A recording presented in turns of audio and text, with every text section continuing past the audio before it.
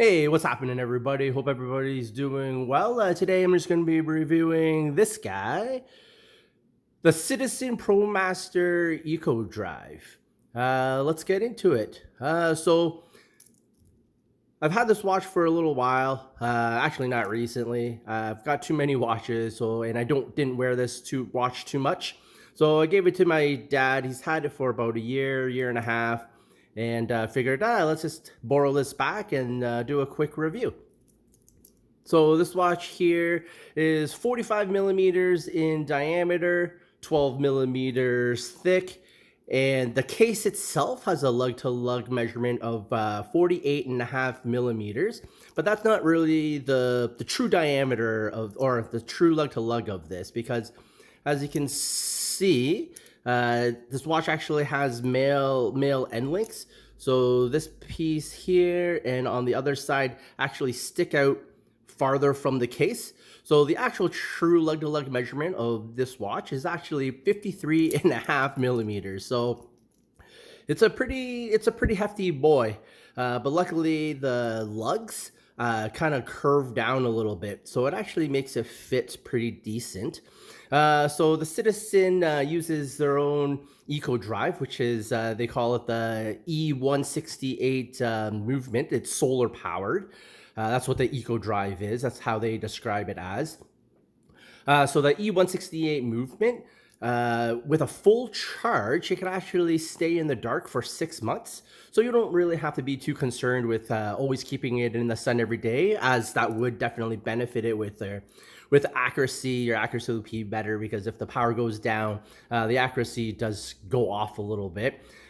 Speaking of the accuracy, this has plus minus 15 seconds a month, and it's actually running at 32,728 hertz off of the quartz solar battery. So the things I like about this is just the blue. The sunray blue, as you can see, is kind of shimmering a little bit. That orange seconds hand is pretty killer, just nice pop of color. The bezel action is actually really good. The feel of it is really good. There is some bezel backplay, but nothing too crazy. And it's applied indices, so it's not painted on or anything. It's got 200 meters of water resistance, and it's got a mineral crystal. I would prefer the sapphire crystal, because it just doesn't scratch as easily, but mineral crystal is pretty good on its own. The one thing that, a couple things I don't like is just how small this crown is. It's a screw down crown, but it's really small crown. I'm not really too sure what the size is, but it's just really hard to grip. And also there is a quick date function for this. So if you just pull it out, let's see if I can get it. The problem is that getting it into that first position is actually not very distinct. So I tried to get into the first position to change the quick set date, but it actually just hacked the seconds hand. So that's another gripe that I have, is just trying to get that sweet spot into the first position to change the date. So that's an issue. I have to fiddle with it quite a bit to try to change the date.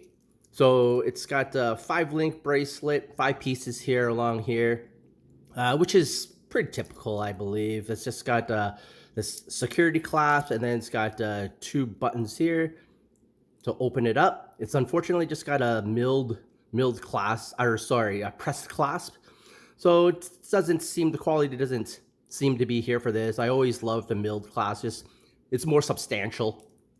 But on the wrist, for it being 53.5 millimeters in diameter, I have a 6.75 inch wrist. As big as this is, it actually fits pretty good. As you can see, there's really not minimal gap here. So just how they designed the case shape actually fits pretty well. It might look big on my wrist, but I think it's fine for me, and I really like it. The loom is actually really good. Basically, if you wear this outside for like 10 minutes, the loom is pretty good. Very impressed with this watch.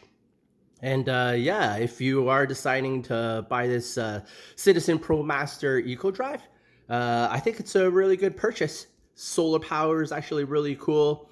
And yeah, hope you enjoy the video, and take it easy. Have a good one.